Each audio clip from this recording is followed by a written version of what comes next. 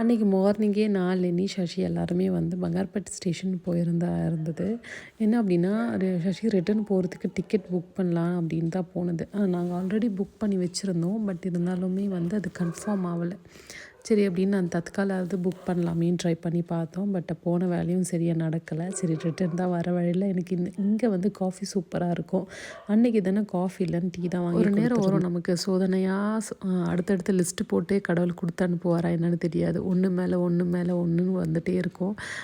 நீ எவ்வளோ அடித்தாலும் தாங்குவேன் கடவுளே அப்படின்ற மாதிரி தான் நம்ம நிற்கணுமே தவிர அச்சச்சோன்னு டவுன் பண்ணி நின்றுடக்கூடாது. அப்படி தான் இருந்தது இந்த டைம் எனக்கு லீவ் முடிச்சுட்டு போகும்போது. ஸோ அதுக்கப்புறம் லாஸ்ட் அடுத்தா நான் ஃப்ளைட் டிக்கெட் புக் பண்ணுற மாதிரி ஆச்சு.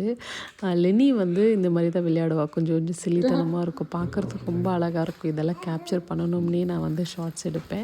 ஸோ இந்த மாதிரி ஷார்ட்ஸ் உங்களுக்கு டிஸ்டர்பாக இருந்தால் ரியலி சாரி. இது என்னுடைய மெமரிக்காக நான் ஸ்டோர் பண்ணி வைக்கிறேன். ஸோ அன்றைக்கி டின்னரும் சூப்பராக